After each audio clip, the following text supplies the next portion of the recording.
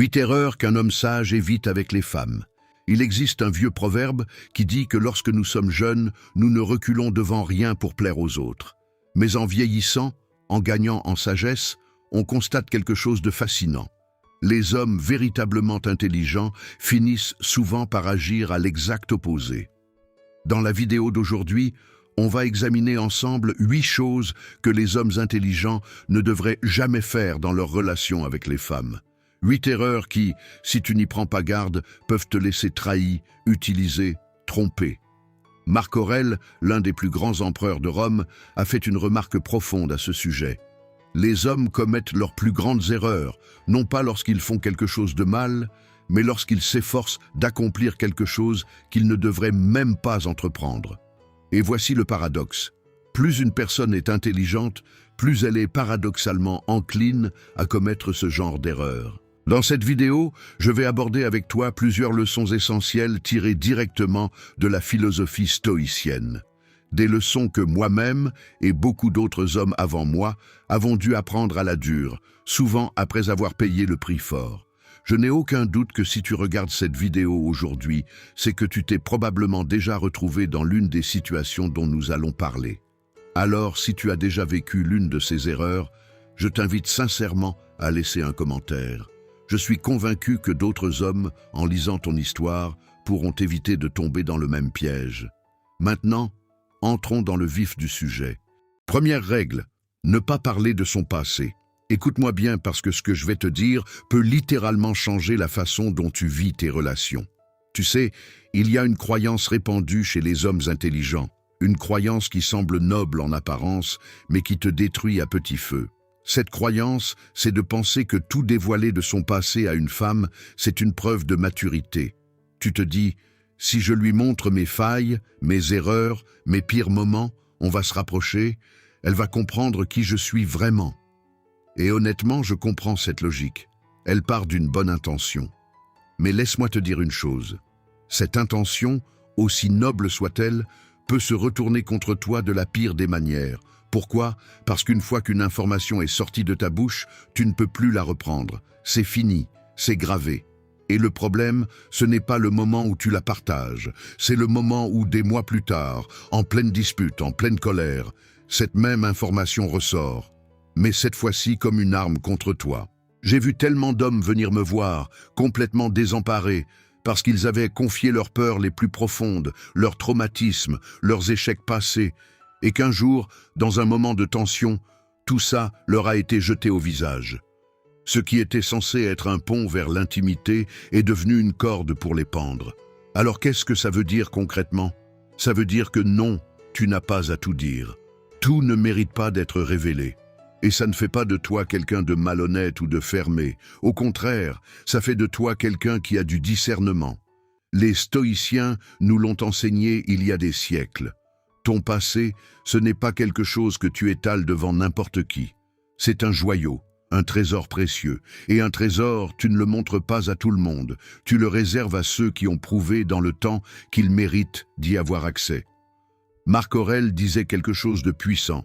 La meilleure façon de répondre à un adversaire, c'est de ne jamais devenir comme lui.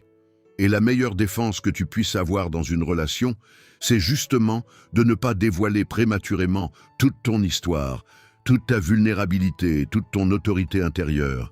Retiens bien ceci, le mystère n'est pas un mensonge. Le mystère, c'est de la protection. C'est aussi ce qui rend un homme attirant.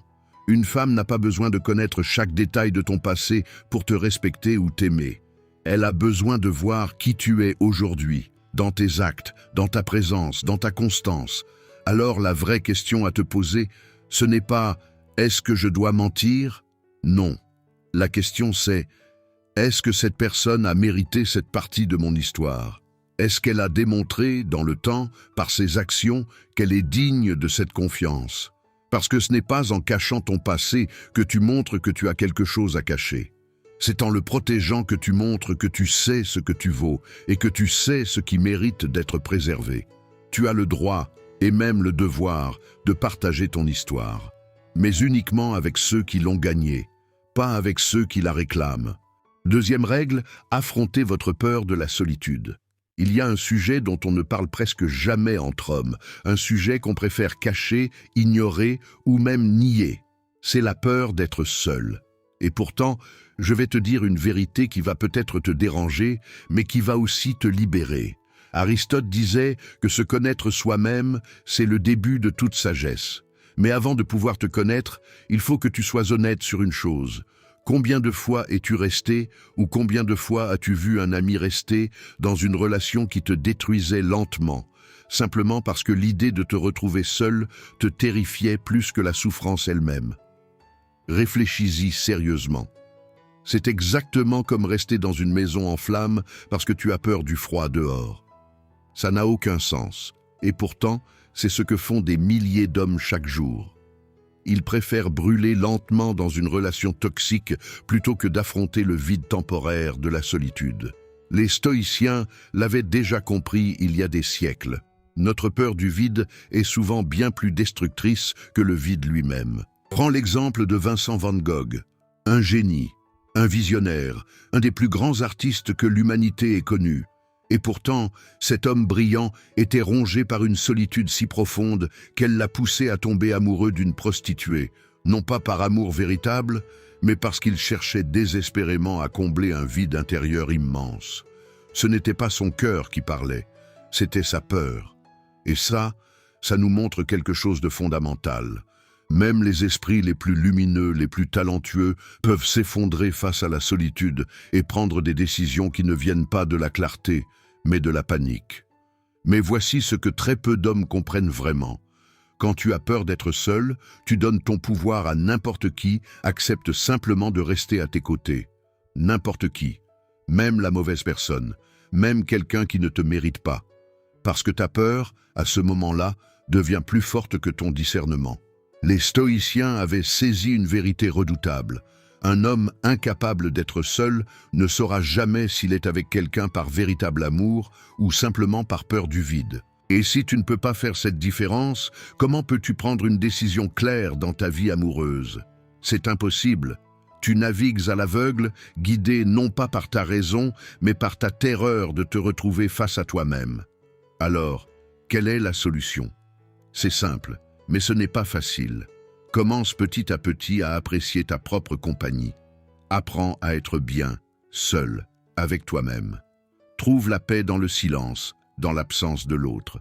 Parce que voici le paradoxe magnifique de cette démarche. Le jour où tu deviendras réellement à l'aise avec ta solitude, tu arrêteras d'attirer les personnes qui ne cherchent qu'à combler un vide en toi.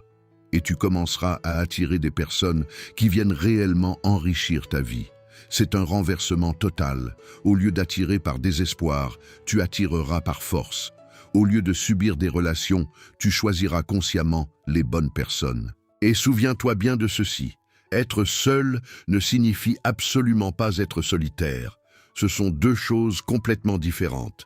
Être seul, c'est être suffisamment fort intérieurement pour attendre ce que tu mérites vraiment, au lieu de t'accrocher désespérément à ce que tu as peur de perdre. Alors, la prochaine fois que tu sens cette peur monter en toi, cette envie irrépressible de combler le vide à tout prix, arrête-toi, respire et rappelle-toi que ta valeur ne dépend pas de la présence de quelqu'un à tes côtés.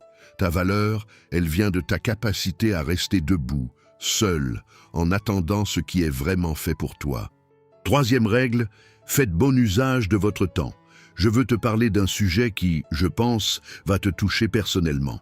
C'est le gaspillage de ta ressource la plus précieuse, ton temps. Sénèque, l'un des plus grands penseurs stoïciens, a dit quelque chose de profondément vrai. Nous ne manquons pas de temps, mais nous en perdons beaucoup. Ce n'est pas que tu n'en as pas assez, c'est que tu le gaspilles, souvent sans t'en rendre compte. Et il n'y a pas de domaine où cette vérité frappe plus fort que dans les relations amoureuses. Réfléchis un instant, combien d'heures as-tu perdu à essayer de décrypter un message ? À analyser chaque mot, chaque virgule, chaque emoji, en te demandant « mais qu'est-ce qu'elle a voulu dire par là ?» Combien de nuits as-tu passé à attendre un appel qui n'est jamais arrivé? Combien de week-ends as-tu sacrifié à essayer de conquérir quelqu'un qui, au fond, n'était même pas certaine de vouloir de toi? Marc Aurèle disait que le temps est comme une rivière. Une fois qu'il s'est écoulé, il est parti pour toujours. Tu ne peux pas le rattraper. Tu ne peux pas revenir en arrière et récupérer ces heures, ces jours, ces semaines que tu as investies dans quelque chose, ou plutôt quelqu'un qui ne te donnait rien en retour. Et voici ce que j'ai observé encore et encore chez beaucoup trop d'hommes. Ils sacrifient leurs meilleures années à poursuivre une personne qui les considère simplement comme une option de secours.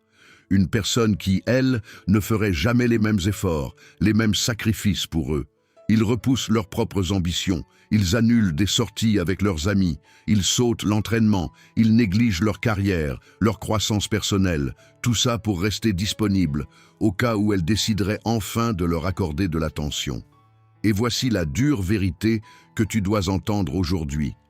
Pendant que tu donnes la priorité à quelqu'un d'autre, tu es peut-être en train de devenir, toi, une simple option dans sa vie, pas une priorité, une option. Et ça, c'est tragique, parce que le temps, contrairement à l'argent, contrairement aux opportunités, contrairement aux relations, le temps ne se récupère jamais. Tu peux toujours gagner plus d'argent, tu peux toujours rencontrer de nouvelles personnes, tu peux toujours saisir de nouvelles opportunités demain. Mais le temps que tu as perdu hier, tu ne le reverras jamais. Il est parti, définitivement. Alors, quelle est la solution ? C'est simple à dire, mais ça demande de la discipline. Commence à traiter ton temps comme la ressource la plus précieuse que tu possèdes. Avant d'investir des heures, des jours, des mois entiers dans une personne, pose-toi une question essentielle. Est-ce qu'elle investit la même énergie, le même temps, le même effort pour moi ? Demande-toi aussi, est-ce que je construis réellement quelque chose de solide avec cette personne ? Ou est-ce que je suis juste en train de combler un besoin émotionnel temporaire? Est-ce que j'investis dans une vraie relation? Ou est-ce que je me perds dans une illusion? Retiens bien ceci, un homme sage gère son temps encore plus rigoureusement que ses finances. Parce qu'au final, quand tu perds ton temps avec la mauvaise personne, tu ne perds pas seulement des heures ou des jours sur un calendrier, tu perds une partie de ta vie, une partie que tu ne récupéreras jamais. Alors pose-toi la question dès maintenant. Est-ce que la personne à qui tu donnes ton temps aujourd'hui mérite vraiment cet investissement? Parce que chaque heure que tu donnes à la mauvaise personne, c'est une heure que tu ne pourras jamais offrir à la bonne. 4e règle, soyez fiers de vos réalisations. Je veux te parler d'un paradoxe étrange, mais tellement répandu chez les hommes intelligents et accomplis. Plus ils réussissent dans la vie, moins ils osent s'attribuer le mérite de ce succès dans leurs relations. Épictète disait quelque chose de fort. Si tu veux t'améliorer, accepte d'être perçu comme idiot ou stupide. Mais attention, soyons clairs sur un point essentiel. L'humilité et l'auto-effacement, ce n'est pas la même chose. Il y a une différence énorme entre rester humble et se cacher.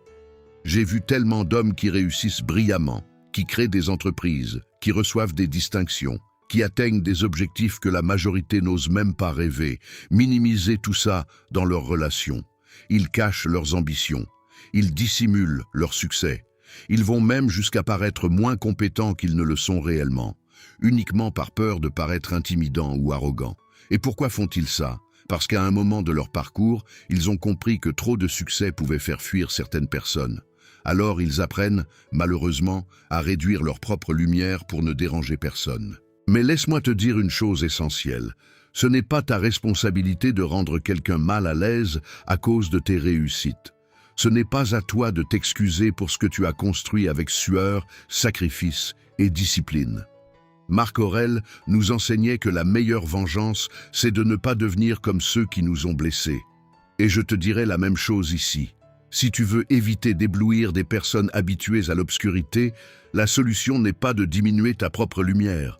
La solution, c'est de trouver quelqu'un dont les yeux sont déjà habitués à la clarté. Parce que voici la vérité. Être fier de ce que tu as accompli, ce n'est pas de la vantardise. C'est simplement la reconnaissance honnête des efforts que tu as fournis, des obstacles que tu as surmontés et des objectifs que tu continues, jour après jour, à poursuivre. Une femme réellement forte, une femme qui a de la valeur, ne cherche pas un homme qui cache ses réussites pour paraître accessible. Elle cherche un homme capable de l'inspirer, de la motiver à poursuivre elle-même ses propres ambitions. Elle veut un partenaire qui brille, pas un homme qui se recroqueville pour ne pas déranger. Alors, quelle est la solution concrète ? Assume pleinement ton parcours, assume chaque victoire, chaque échec surmonté, chaque étape franchie. Partage tes succès, non pas pour impressionner ou pour dominer, mais pour inspirer et motiver ceux qui t'entourent. Parce que la bonne personne, celle qui est vraiment faite pour toi, sera enthousiaste à l'idée de faire partie de ton prochain chapitre. Elle ne se sentira jamais menacée par ta réussite. Au contraire, elle s'en nourrira, elle s'en inspirera. Retiens bien ceci, tes réalisations font partie intégrante de ton identité. Ce ne sont pas de simples lignes sur un CV, ce sont des chapitres entiers de ton histoire personnelle. Et toute personne qui souhaite réellement entrer dans ta vie doit être prête à lire le livre en entier, pas seulement les passages faciles, pas seulement les pages qui la rassurent, mais l'histoire complète, avec ses hauts, ses combats et ses triomphes. Ne diminue jamais qui tu es pour être accepté. Trouve plutôt quelqu'un capable de t'accueillir dans toute ta grandeur. 5e règle, prenez soin de votre santé mentale. Il y a un sujet dont on ne parle presque jamais entre hommes, un sujet qu'on préfère balayer sous le tapis, mais qui pourtant détermine la qualité de toute ta vie. C'est ta stabilité émotionnelle dans une relation. Les stoïciens avaient un principe fondamental. Ton esprit est ta forteresse. Et pourtant, regarde autour de toi. Combien d'hommes laissent cette forteresse s'effondrer, pierre par pierre, juste pour satisfaire quelqu'un d'autre? Il y a quelque chose de vraiment intrigant, presque absurde, dans notre comportement. On passe des heures à la salle de sport pour protéger notre santé physique. On travaille dur, on économise, on investit pour préserver notre santé financière. Mais quand il s'agit de notre santé mentale, on la laisse se détruire complètement, on la sacrifie sur l'autel du drame de quelqu'un d'autre. Marc Aurèle disait qu'il suffit de peu de choses pour vivre une existence heureuse. Tout dépend de ton état d'esprit. Et pourtant, j'ai vu tellement d'hommes brillants, intelligents, accomplis, se transformer en véritables épaves nerveuses. Ils deviennent obsédés par chaque conversation, chaque message. Ils vérifient leur téléphone toutes les 5 minutes, le cœur serré, l'estomac noué. Ils perdent le sommeil, nuit après nuit, à cause des montagnes russes émotionnelles de quelqu'un d'autre. Et le pire, c'est qu'ils se persuadent que c'est normal, que c'est comme ça l'amour, qu'il faut souffrir un peu pour prouver qu'on tient vraiment à quelqu'un. Mais je vais être direct avec toi. Si ta relation te fait perdre régulièrement ta tranquillité d'esprit, ce n'est pas de l'amour. C'est une guerre émotionnelle déguisée en romance. Les stoïciens nous ont transmis une leçon absolument précieuse. La paix intérieure ne s'achète pas. Et surtout, elle ne doit jamais être sacrifiée pour entretenir une relation. Pose-toi cette question fondamentale. Si tu perds ta tranquillité d'esprit, qu'apportes-tu réellement à ton partenariat? Une version épuisée de toi-même? Une version tendue, anxieuse, à fleur de peau? Ce n'est pas ça que tu veux offrir à quelqu'un que tu aimes, et ce n'est certainement pas ce que tu mérites de vivre au quotidien.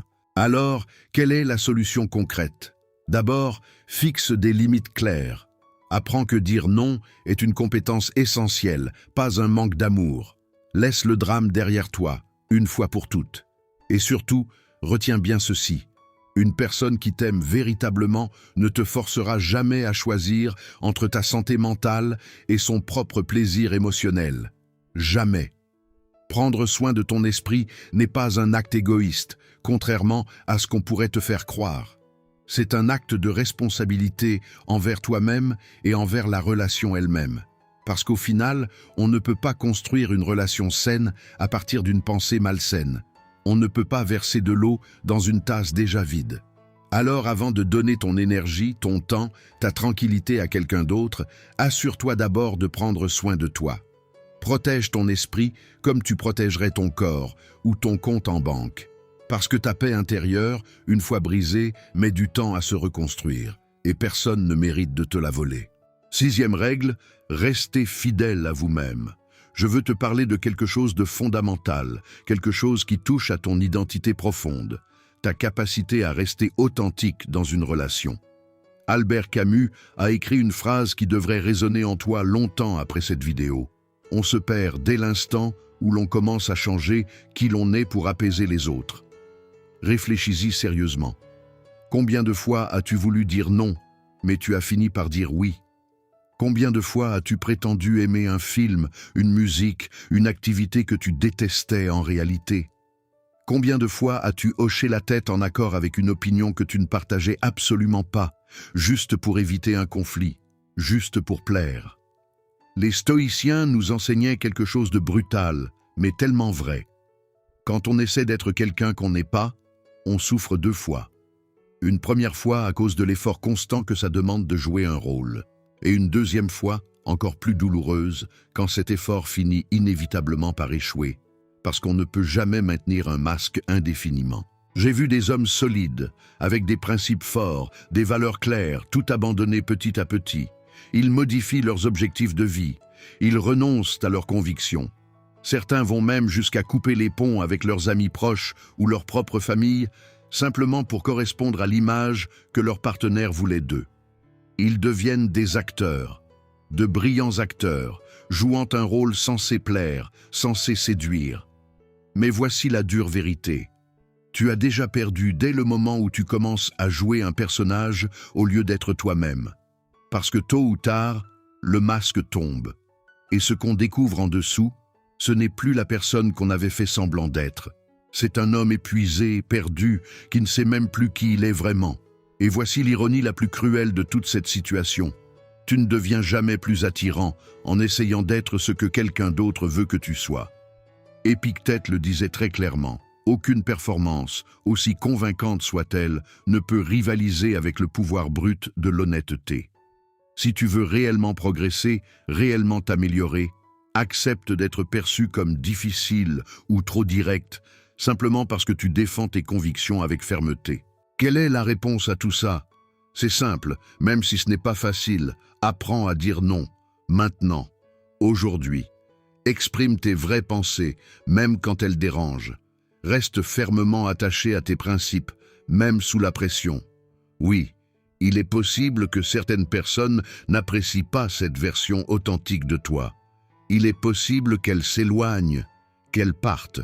Mais dis-moi honnêtement, n'est-il pas 1000 fois préférable d'être accepté pour qui tu es vraiment, plutôt que d'être aimé pour un personnage que tu joues en permanence? Parce qu'au final, être seul en étant toi-même vaut infiniment mieux qu'être accompagné en portant un masque. Retiens bien cette vérité essentielle. La bonne personne, celle qui est vraiment faite pour toi, ne te demandera jamais de devenir quelqu'un de complètement différent. Elle t'inspirera plutôt à devenir la meilleure version de toi-même, celle qui existe déjà en toi, celle qu'il suffit de révéler, pas de fabriquer. Ne change jamais qui tu es pour être aimé. Trouve plutôt quelqu'un capable d'aimer qui tu es réellement. 7e règle, donner la priorité à ta famille et aux amis. Je veux te parler d'une erreur que je vois constamment chez des hommes pourtant intelligents, réfléchis, brillants dans presque tous les autres domaines de leur vie. Ils font passer leurs relations amoureuses avant leurs relations les plus précieuses, celles qui les ont construites. Platon disait quelque chose de puissant. La première et la plus grande victoire est de se conquérir soi-même. Être conquis par soi-même est, de toutes les choses, la plus honteuse et la plus vile. Et rien ne démontre mieux cette vérité que ce que je vois arriver constamment autour de moi. Des hommes coupent progressivement le contact avec leurs meilleurs amis. Ils commencent à sauter les réunions familiales, 1 fois, puis 2 fois, puis systématiquement. Ils abandonnent des traditions qui leur tenaient à cœur depuis des années, juste pour apaiser leur partenaire, juste pour éviter un conflit ou une jalousie. Et voici ce qu'ils ne réalisent pas sur le moment. Ils sont en train de brûler des ponts dont ils pourraient un jour avoir désespérément besoin. Même s'ils croient sincèrement s'investir davantage dans leurs relations amoureuses, ils sont en réalité en train de détruire leur propre filet de sécurité. Les stoïciens nous enseignaient une vérité fondamentale. Aucun homme n'est une île. Chaque homme, aussi fort soit-il, a besoin de sa tribu. Il a besoin de ses amis, de sa famille, de ce réseau qui existait avant la relation et qui continuera d'exister après, quoi qu'il arrive. Et tragiquement, ces hommes réalisent leur erreur bien trop tard, souvent au moment précis où ils en ont le plus besoin. Leurs relations familiales se sont détériorées avec le temps. Leurs amis, fatigués d'être constamment mis de côté, ont fini par s'éloigner naturellement. Et s'ils se retrouvent seuls, si la relation amoureuse échoue finalement, ils réalisent avec horreur qu'ils ont eux-mêmes détruit le système de soutien qui aurait pu les porter à travers cette épreuve. Voici quelque chose d'intéressant que j'ai observé au fil du temps.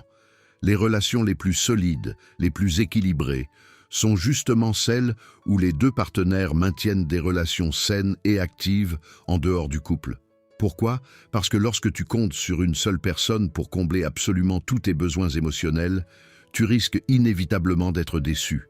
Et pire encore, tu places sur cette personne une responsabilité totalement impossible à assumer. Personne, aussi merveilleux soit-il, ne peut être ton unique source de soutien émotionnel, ton unique confident, ton unique famille. Alors, quelle est la solution concrète?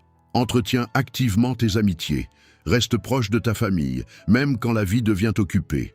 Consacre du temps régulièrement à ceux qui étaient présents bien avant le début de ta relation actuelle, ceux qui, si cette relation venait à échouer, seraient encore là pour toi. Et retiens bien ceci, quand un partenaire essaie de te couper progressivement de ton réseau de soutien, ce n'est pas un acte d'amour.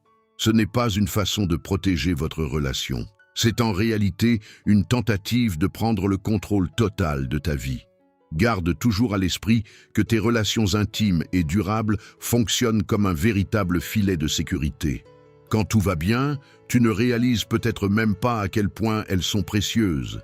Mais quand les temps deviennent difficiles, ce filet se révèle absolument essentiel. Alors, ne laisse jamais personne, même par amour, te convaincre de rompre ce filet de sécurité toi-même. Parce que tu risquerais de t'en rendre compte seulement au moment de la chute. 8e règle, éviter la dépendance excessive. On arrive à ce qui est peut-être la leçon la plus importante de toute cette vidéo. Alors écoute bien. Ne tombe jamais dans le piège de la dépendance excessive. Marc Aurèle a écrit quelque chose de fondamental. Tu as le contrôle de tes pensées, pas des circonstances extérieures. C'est en prenant conscience de cela que tu découvriras ta véritable force. Laisse-moi t'illustrer concrètement ce que ça signifie. Je vois ça trop souvent, beaucoup trop souvent, des hommes intelligents, capables, accomplis dans leur carrière, qui deviennent complètement dépendants des louanges, de l'attention, de la simple présence d'une femme. Ils vérifient leur téléphone de manière presque obsessionnelle. Ils organisent absolument tout leur emploi du temps en fonction de la disponibilité de leur partenaire. Ils deviennent nerveux, anxieux, quand ils n'obtiennent pas une réponse immédiate à un simple message. Leur humeur entière fluctue au rythme des textos qu'ils reçoivent ou ne reçoivent pas. Un sourire de sa part, et ils se sentent au sommet du monde. Un silence, et ils s'effondrent intérieurement. Mais comprends bien ceci, en rendant quelqu'un d'autre responsable de ta tranquillité d'esprit, tu deviens littéralement l'esclave de ses actions. Les stoïciens l'auraient dit exactement ainsi. Et voici quelque chose de vraiment fascinant, presque paradoxal. Plus tu deviens dépendant, moins tu deviens attirant. C'est une véritable prophétie autoréalisatrice. Les comportements exacts qui font fuir l'autre personne sont directement provoqués par ta propre peur de la perdre. Plus tu t'accroches, plus tu pousses l'autre à s'éloigner. Il faut être honnête avec soi-même. Personne ne veut porter le poids d'être le monde entier de quelqu'un d'autre. C'est trop de responsabilités, trop de pression, trop de devoirs impossibles à assumer constamment. Voici la dure vérité. Tu deviens le néant de quelqu'un précisément au moment où tu en fais ton tout. Tu te transformes en ombre de toi-même, constamment en quête d'approbation, perpétuellement à la recherche d'assurance et de validation extérieure.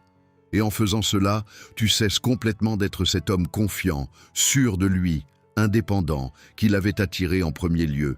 Alors, quelle est la solution à tout ça?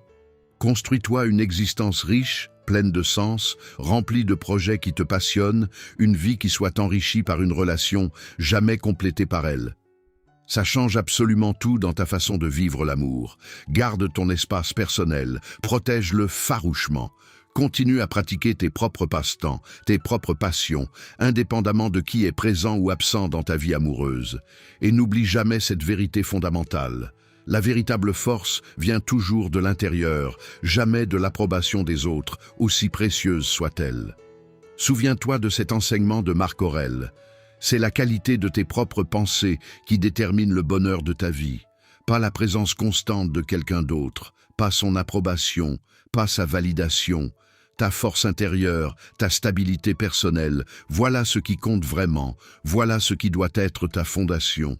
Construis-toi d'abord toi-même, solidement, complètement, et ensuite seulement laisse quelqu'un venir enrichir cette vie déjà pleine, jamais la combler, jamais la compléter. Parce qu'un homme entier attire naturellement. Un homme qui cherche désespérément à être complété repousse sans même s'en rendre compte. Voilà, on a fait le tour de ces 8 erreurs cruciales. Et si tu t'es reconnu dans une ou plusieurs d'entre elles, sache que ce n'est jamais trop tard pour changer de direction. La véritable sagesse, comme nous l'ont enseigné les stoïciens, c'est de te construire toi-même solidement, indépendamment des autres. Une relation saine enrichit une vie déjà pleine, elle ne la complète pas. Alors dis-moi en commentaire, laquelle de ces erreurs t'a le plus marqué? Et abonne-toi pour ne rien manquer.